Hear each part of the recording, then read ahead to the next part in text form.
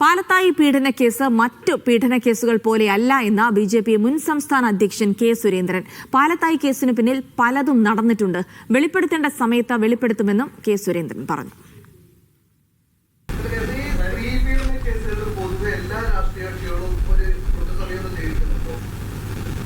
എൻ്റെ പാർട്ടിയിലില്ല.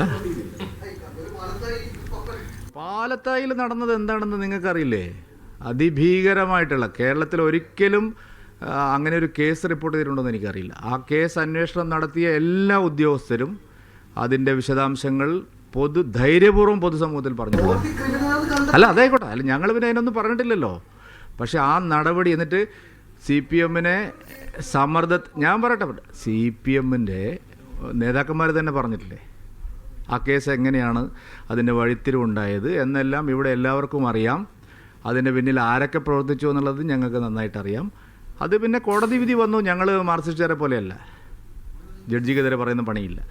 അത് അറിയേണ്ട കാര്യങ്ങളൊക്കെ അറിയാം. അത് പറയേണ്ട സമയത്ത് അതിൻ്റെ വിശദാംശങ്ങൾ കുറച്ച് വെളിപ്പെടുത്തേണ്ട സമയത്ത് വേണമെങ്കിൽ പറയാം. പക്ഷേ ഒരു കാര്യം ഞാൻ പറയാം, ഞങ്ങൾ നിയമവ്യവസ്ഥയോട് പൂർണ്ണമായിട്ടും യോജിച്ചു.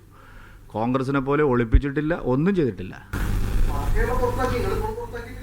എന്തിന്? അങ്ങനെയില്ലെന്ന് ഒന്നുമില്ല. അത് പാലത്തായി കേസിനെ ഇതിൽ ബന്ധിപ്പിക്കേണ്ട.